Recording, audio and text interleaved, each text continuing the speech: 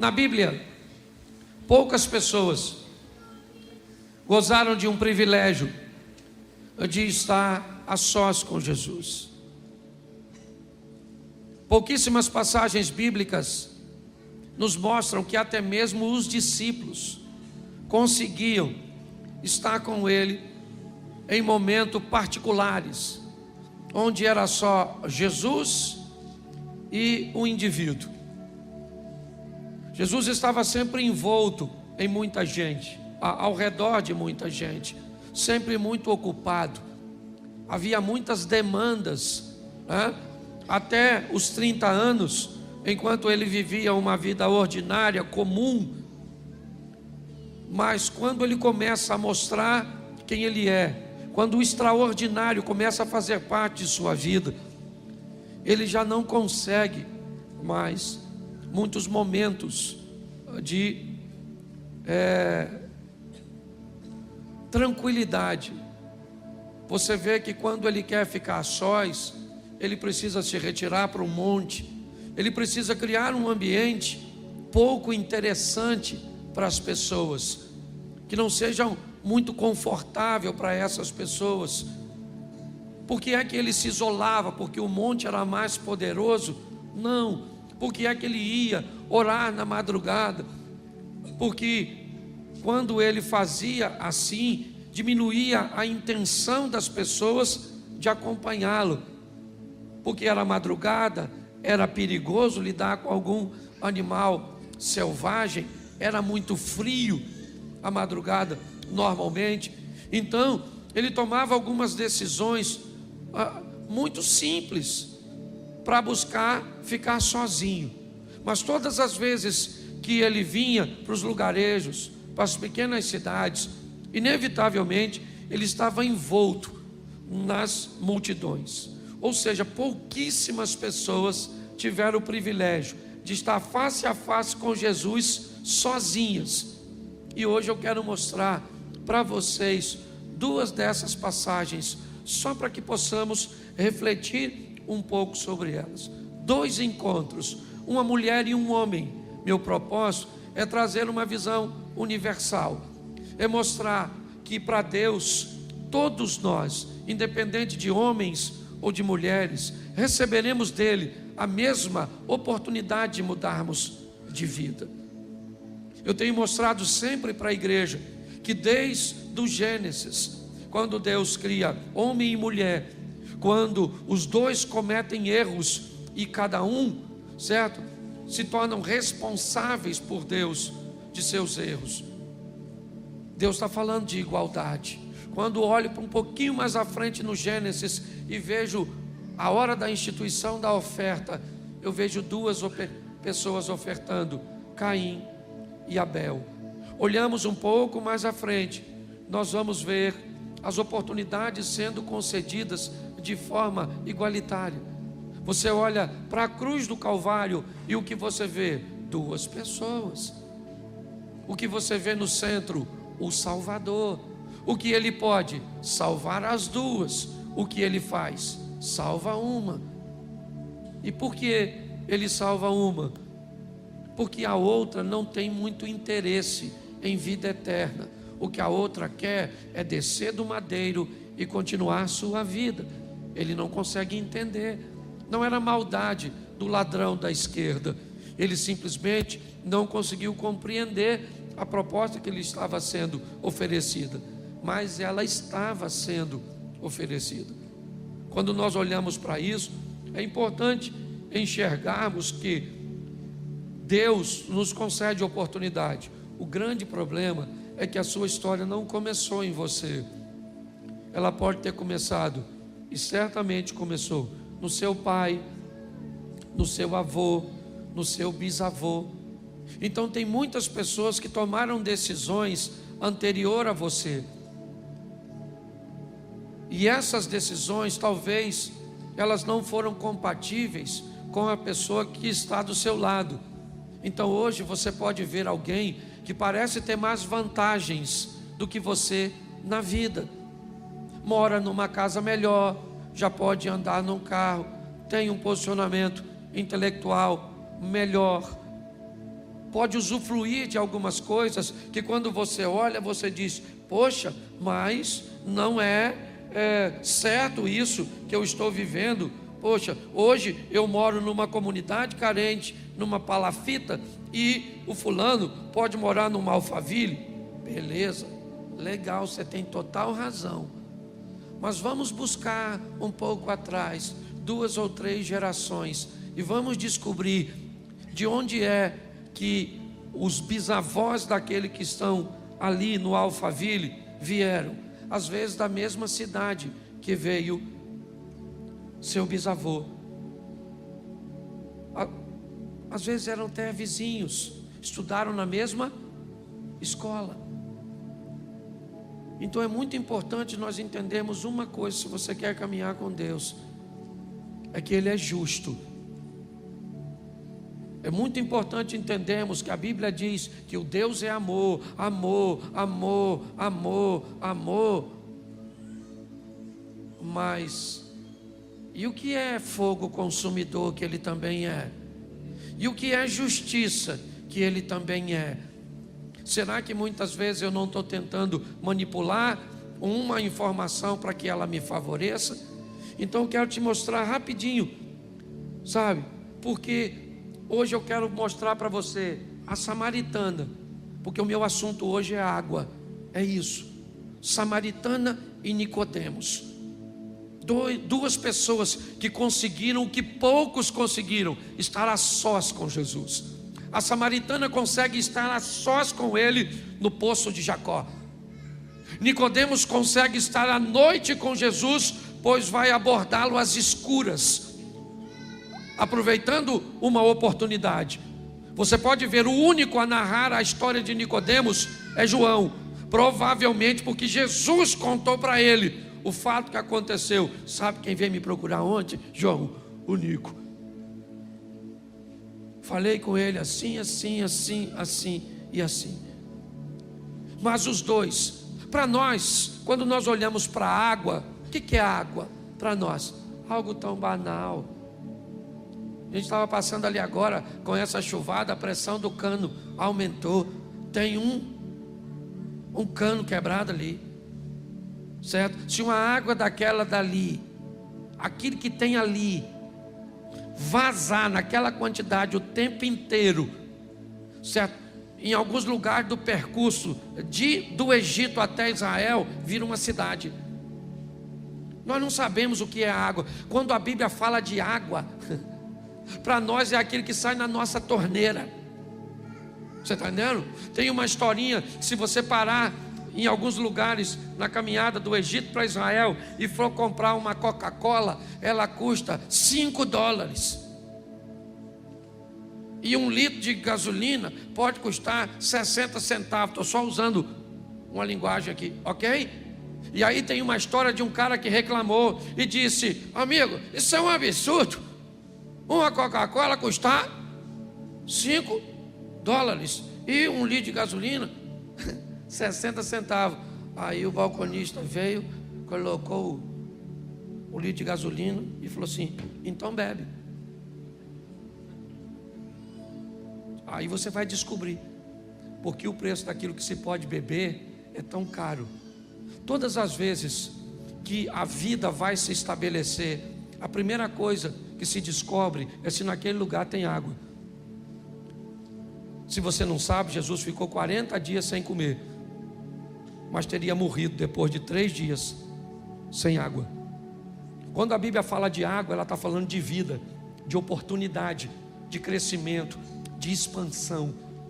Onde a água está, por isso o Jordão, você vai olhar na Bíblia, sempre você percorre lá, e você vai descobrir o que é que a água pode fazer. Então essas duas passagens rapidinho, certo? Eu quero refletir com você. Coloca para mim, Evangelho de João, capítulo 1, ou melhor, capítulo 4 primeiro. Vamos dar uma olhadinha no assunto sede, girando em torno de água. E a primeira é a mulher samaritana. Isso. Quando o Senhor veio a saber que os fariseus tinham ouvido que Jesus fazia e que batizava mais discípulos que João, Ora, ainda que Jesus mesmo não batizava, mas sim os seus discípulos. Ele saiu da Judéia e foi outra vez para a Galiléia. Era necessário passar por Samaria. Foi ter em Samaria, numa cidade chamada Sicar, junto à herdade que Jacó havia dado para o seu filho José. Estava ali a fonte de Jacó. Jesus, cansado do caminho, assentou-se junto à fonte. Certo? E veio uma mulher de Samaria tirar água e disse: Jesus, dá-me de beber. E ela disse: como tu, sendo judeu, me pede beber a mim, que sou mulher samaritana? Há parentes, porque o judeu não se comunica com o samaritano, fecha o parente, bota uma pontuaçãozinha aí. Jesus disse: mulher, se tu conheceras o dom de Deus e soubesse quem é o que te diz, dá-me de beber, você é que me pediria e eu te daria da água viva. Ela disse: o poço é fundo, o senhor não tem com o que tirar. És tu maior que o nosso pai Jacó, que bebeu ele mesmo deste poço, como também toda a sua família e todo o seu gado. Jesus disse: mulher, aquele que beber desta água tornará a ter sede, porém aquele que beber da água que eu lhe der nunca mais terá sede. Note que o assunto é água, preste atenção, depois você confere. Água, ok? O assunto aqui é água. Uma mulher está indo buscar água. O que tem lá? 2 poços. É isso aí, cara. Criança é assim mesmo. Louvado seja Deus. Se está chorando é porque está com saúde. Isso. O que tem lá? Repita comigo: 2 poços. Isso. Mas pastor, a Bíblia diz que tem um poço só. O poço de Jacó, a herdade que ele deixou para José. Bom, isso é o que tem o H2O. Tá certo? Bom, o que aquela mulher tem ou sabe que vai ter? Sede. Não significa que ela está com sede no momento que está tirando água.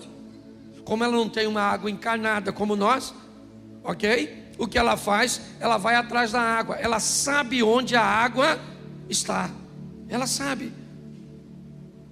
Ela sabe que para tirar a água, ela vai precisar de algumas ferramentas. Ela sabe que o poço é fundo, ela mesmo disse a Jesus. E ela sabe que precisa de uma corda para acessar a água que está no fundo. E ela precisa também de um recipiente para conduzir a água para casa. Então note que ela está totalmente equipada para aquilo que deseja. Ela sabe onde a água está, onde é o poço. Ela sabe que o poço é fundo, então ela leva a corda. E ela sabe que precisa de um recipiente para levar a água para casa. O que ela não sabe é que, além de uma vida física nutrida pelo H2O, pela aguinha, ela também precisa de uma outra água. Uma água que não tem naquele tipo de poço. Então, quando nós olhamos para esse texto, nós vemos um poço do lado de outro poço. E vem uma mulher totalmente preparada para tirar daquele lugar um tipo de água. Mas o outro tipo, ela nem sabe que existe. Quando Jesus começa a se apresentar para esta mulher, a primeira coisa que ele diz: me dá um pouco de água. Me dá um pouco de água. Me parece que, querendo botar a mulher num posicionamento de vantagem, ele inicia uma abordagem a uma mulher que tem sérios problemas com homens.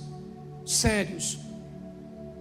Ela não era mais uma garotinha, já passou por 5 relacionamentos frustrados, está dividindo um cesto de um homem que não é dela, ou seja, está vivendo um adultério. Até o presente momento, ela sempre encontrou homens que queriam tirar proveito de seu corpo. Mas preste atenção, na Bíblia, deixa eu fazer uma analogia aqui. O 7 é considerado um número perfeito, sim ou não? Sim ou não? Ela já teve quantos homens? Então está na hora de encontrar o 7º. Jesus, o 7º homem, ele não quer seu corpo, ele não quer prazer com ela. Muito pelo contrário, ele quer oferecer a ela o prazer. Quando ela chega para buscar, ele aborda ela e ela, confusa, diz: como o senhor tem coragem de falar comigo, se o senhor está vendo que eu sou uma mulher e esse não é o nosso protocolo? O senhor está vendo que eu sou uma samaritana e há uma divergência entre nossos povos. O Senhor está quebrando muita coisa por causa de uma sede, aliás, que ele nem tinha, porque o texto não diz que ele pediu água para ela porque tinha sede, ele quis apenas abordar. Mas quando ela olha para isso, ela diz: como o Senhor ousa falar comigo? Ele diz: se você conheceras o dom de Deus e você soubesse quem eu sou, você é que me pediria água. Ela disse: aí o Senhor não está entendendo. Deixa eu explicar uma coisa: o Senhor não tem como me dar água, porque se o Senhor tivesse como me dar água, o Senhor já teria bebido. Eu vou falar para o Senhor: o poço é fundo, e eu não estou vendo o Senhor com nenhuma ferramenta capaz de tirar aquela água. E Ele está dizendo: mas eu não estou falando daquela água, eu estou falando da felicidade que você está buscando. Eu estou falando da plenitude que você está buscando na vida. Eu estou falando que você, mulher, está buscando felicidade, satisfação, prazer e realização no poço errado, com decisões erradas. Porque é isso. Qual é o problema da felicidade? O problema é que todo mundo deseja alcançá-la, mas o problema é que onde ela vai estar? O que é ser feliz para você? É grana no bolso? Beleza. Você acha que quem tem dinheiro no bolso é feliz? Então você imagina que nas grandes mansões, nos lugares, certo, onde o dinheiro está presente, todo mundo é feliz? É isso? Bom, eu vou ser feliz se eu tiver filhos. Então todo mundo que tem filhos é feliz? Eu vou ser feliz se eu casar. Então todo mundo que casa é feliz? Eu vou ser feliz se comprar uma casa própria. Então quer dizer que uma pessoa que não tem muito dinheiro, que não tem filhos, que é solteira e que mora de aluguel, ela é sentenciada à infelicidade? Não. Jesus está mostrando para ela o seguinte: a senhora tem sede, e quando é sede do seu corpo, a senhora sabe onde buscar e tem ferramentas para levar. Mas quando é sede de alma, eu vou falar para a senhora: eu sou, certo, uma fonte de água viva, que vou entrar na senhora, e a senhora nunca mais vai ter sede. Nunca mais a senhora vai precisar de nada para te fazer feliz, porque feliz eu vou te fazer feliz. Você está entendendo? Hoje as pessoas estão buscando por isso. Eu quero ser feliz se eu tiver isso, eu não vou ser feliz, eu não vou. Então tá bom. E se você não alcançar o que quer? Você mesmo determinou a sua infelicidade. Se eu não tiver filho, eu não sou feliz. Então tá bom, cara. É isso, sua felicidade está condicionada a essa situação. E se você não alcançar? Porque às vezes o que você almeja tanto para você não é o que Deus tem para você. E aí? Engole essa. Mas sabe o que me encanta? É que ela não entende, mas entra no negócio. Ela falou: o poço é fundo, o senhor não tem com que tirar. O senhor é maior que o nosso pai Jacó, que bebeu ele mesmo deste poço, toda a sua família e todo o seu gado. Jesus falou assim: ô mulher, vou falar uma coisa para tu. Escute só. Quem beber dessa água, volta aqui para buscar amanhã. Agora quem beber de mim não precisa de ir mais a lugar nenhum, porque eu sou suficiente para fazer qualquer pessoa ficar saciada. Ela pensou que ele estava falando da água. Ela falou assim: aí Jesus, então me dá dessa água aí, pô, para eu não vir mais buscar essa. Ele deve ter falado: difícil.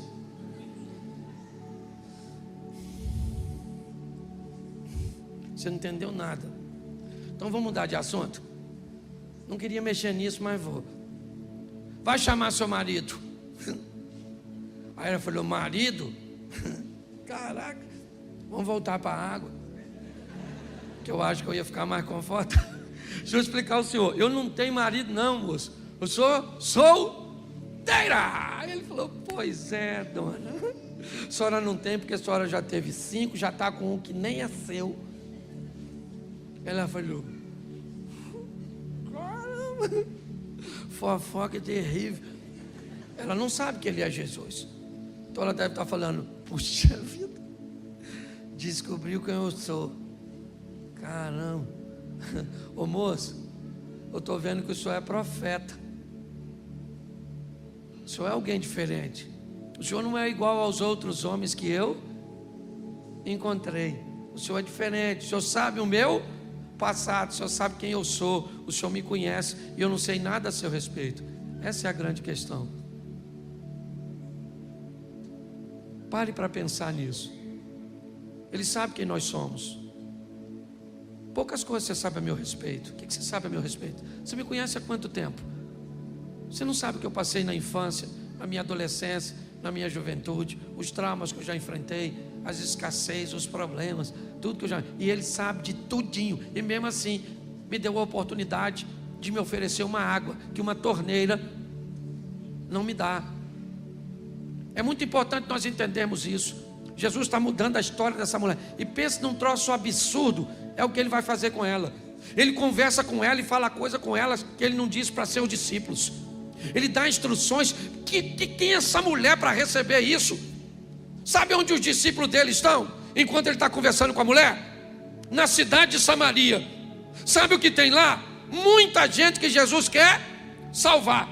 Jesus disse para seus missionários, 12 missionários: vão até Samaria comprar comida.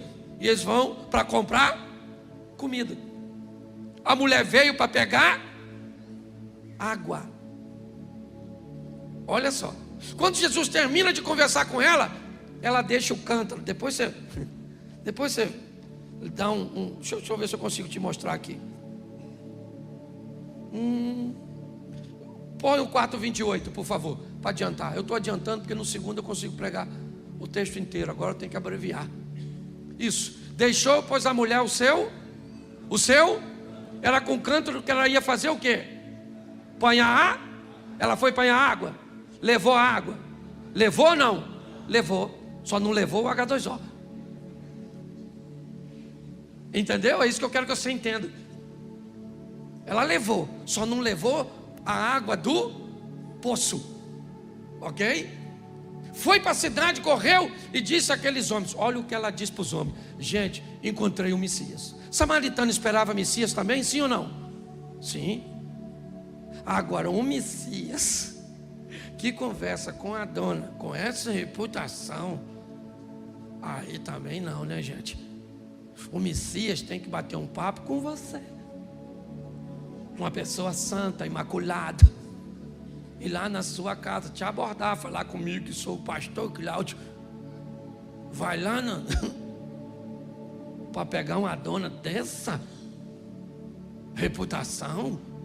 Ela falou assim: encontrei o Messias. Falou comigo. Os caras devem ter falado: esse Messias vai aparecer para a senhora? Essa carga tributária da senhora para pagar? A senhora não tem vergonha não? O Messias já nunca vai dar confiança para a senhora. Esse é que é o problema, gente. O diabo usa isso contra nós, porque muitas vezes ele pega a nossa reputação, que nós não somos fluxigeira, sim ou não? E isso. E aí diz: você não merece, você não, Jesus entrar em você, entra nada, eu não estou querendo entrar. O Satanás fala: imagine Jesus de tão sujo. Só que ele sabe quem nós somos. E a mulher está falando: encontrei o Messias. O cara falou assim, e ele falou o quê? Falou tudo que eu fiz. Aí eu acho que ele falou: então eu quero ir lá dar uma olhada. Pelo menos alguém teve coragem de falar com a senhora. A senhora deixar essa vida sem vergonha da senhora. Não pode vir um homem, esse furor uterino que a senhora tem. Foi lá. Foi lá, Jesus está quietinho, certo? Só que quando ela volta, quem é que já está lá?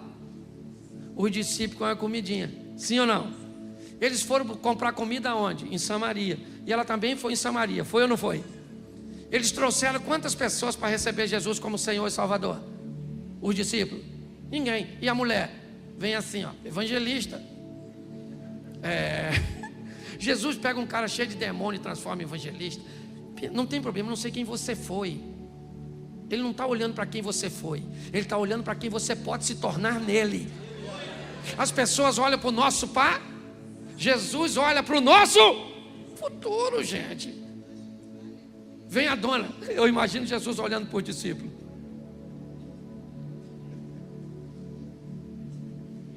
Aquilo é que é evangelista. Olha como é que a dona vem cheia de alma e vocês vêm cheio de sacolinha do supermercado. O que é que ela trouxe? Gente que também tinha sede. Quando você olha para essa mulher, você descobre um evangelho que pode mudar pessoas na hora. Porque tem gente que muda na hora, deixa tudo para trás, passa a ler a Bíblia, a orar. Tem gente que muda instantaneamente, sim ou não? E de forma descarada. Mas esse não é o único modelo. E aí eu quero te mostrar o outro camarada que também encontrou com Jesus sozinho, o tal do Nicodemos. O assunto também ainda continua sobre água, só que não é uma água para beber, é uma água para tomar banho.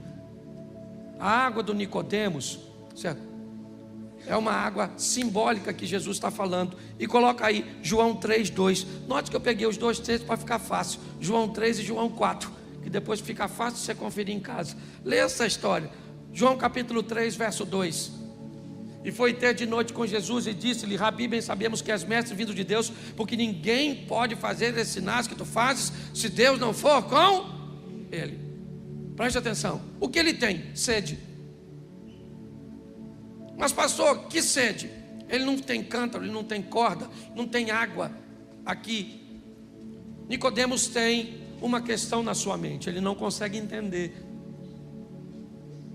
Quando a Bíblia diz sede e fome de justiça, ok? Ela não está falando de uma sede de água. Então é uma linguagem figurada. O que nós estamos vendo é um homem que ele tem sede, ele quer respostas, ele não está entendendo o que está acontecendo, ele está olhando para Jesus e as coisas não estão se encaixando. Então ele aborda Jesus e consegue fazer isso sozinho. De noite foi ter com Jesus e disse-lhe: Rabi, bem sabemos que és mestre vindo de Deus, porque ninguém pode fazer esses sinais que tu fazes se Deus não for com ele. E Jesus disse: Nicodemos, certo? Aquele que não nascer de novo não pode entrar no reino de Deus. Nicodemos diz: mas como pode ser um homem velho nascer de novo? Poderia ele voltar ao ventre de sua mãe para nascer?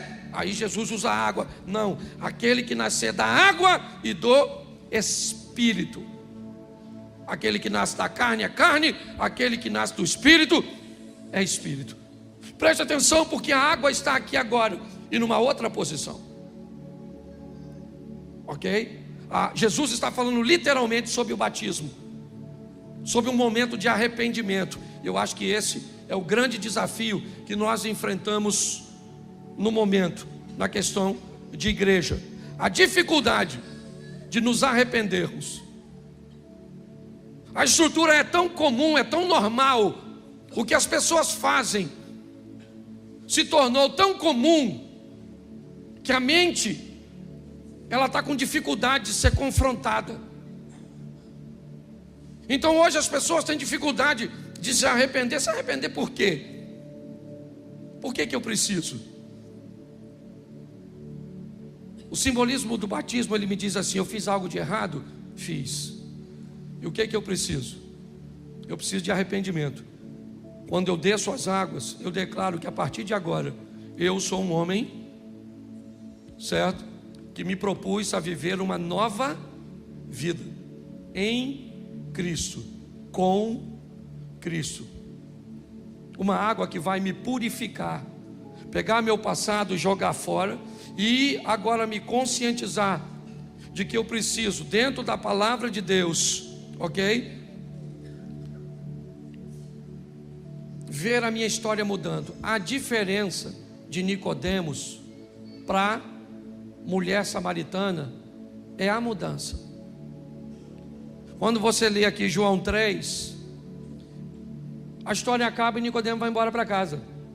Ele não vai buscar ninguém, ele não vai fazer nada, ele não vai voltar. Aliás, você não vai ver Nicodemos de novo voltando para Jesus. Não há registros. Mas coloca para mim aí, eu acho que é capítulo 7 de João, verso 51. Bota aí, eu acho que é isso. Isso. Volta um pouquinho no 50 para ver se aparece o nome dele para o pessoal entender.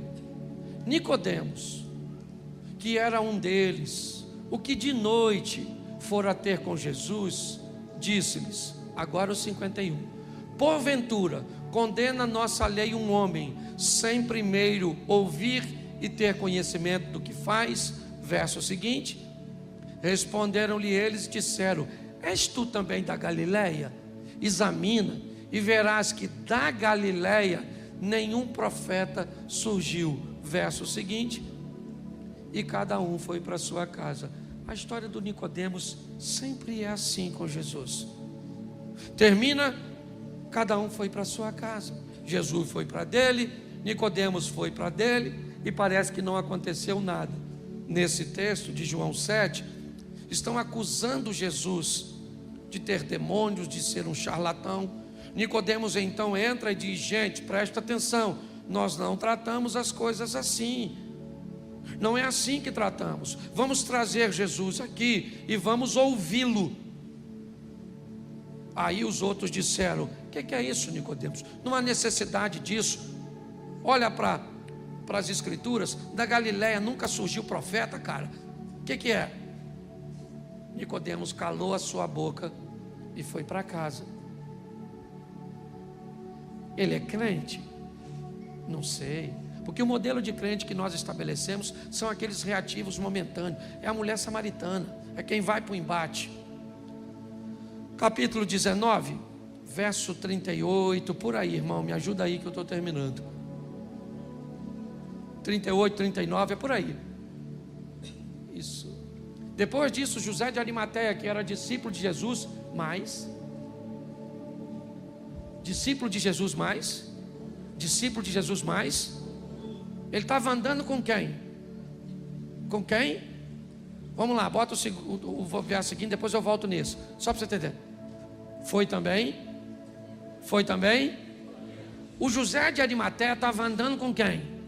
O José de Arimateia era discípulo de Jesus, porém, ele andava com, que provavelmente era discípulo de Jesus, porém, aprenda uma coisa, tem lugar e ambientes que você pode viver com Jesus explicitamente e ter liberdade para falar, e dá para expor como uma mulher samaritana, mas tem lugar que não dá para falar, tem ambientes que não dá para seguir o mesmo modelo.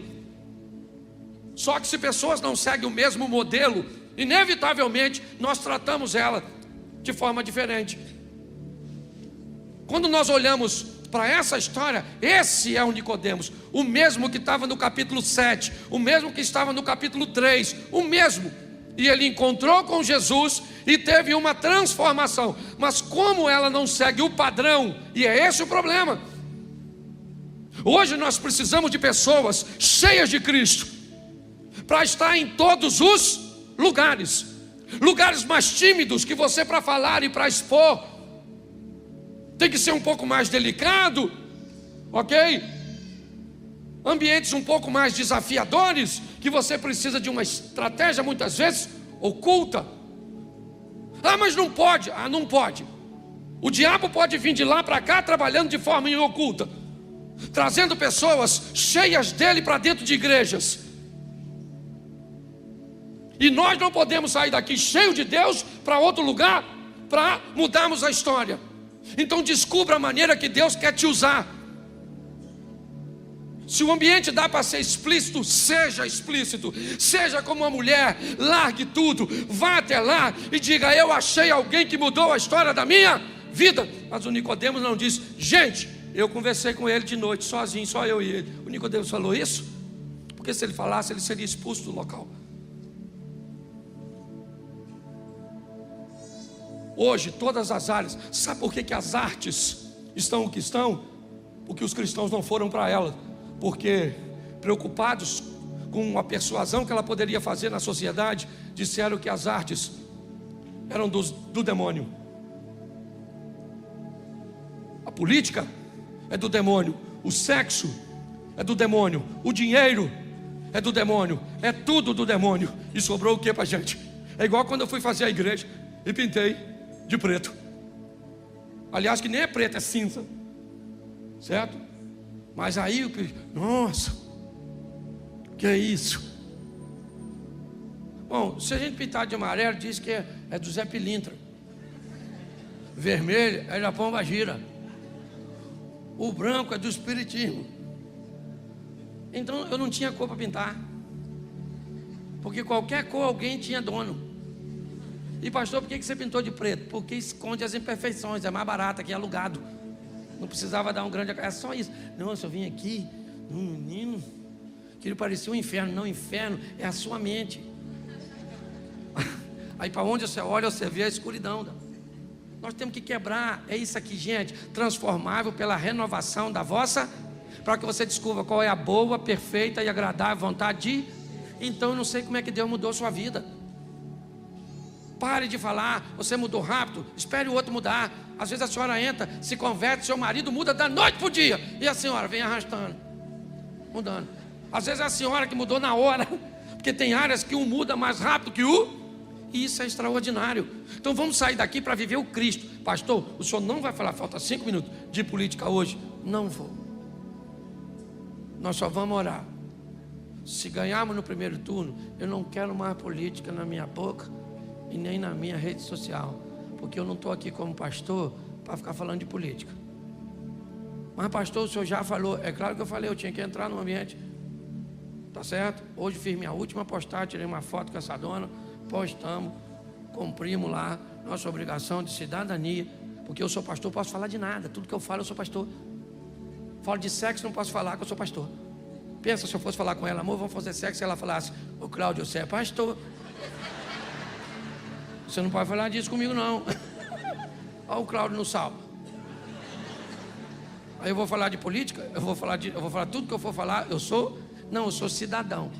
Então nós vamos orar, nós já votamos, amém? Então se você é esquerda, se você é direita, nós somos irmãos. Uns, certo? Pensa de um jeito, outros pensam de outro, e aqui nós não temos nada disso não. Certo? Quem ganhou, eu falei, Deus até cobrou algo de mim, muito, na live, eu estava na live, quando eu falei assim, não sai da minha boca uma oração para que o Lula ganhe. E aí o Espírito Santo falou comigo assim, mas também nunca saiu uma oração para ele ficar curado e se converter. Falei, sangue de Jesus tem poder. Terminou, eu falei, Senhor, cura aquele homem.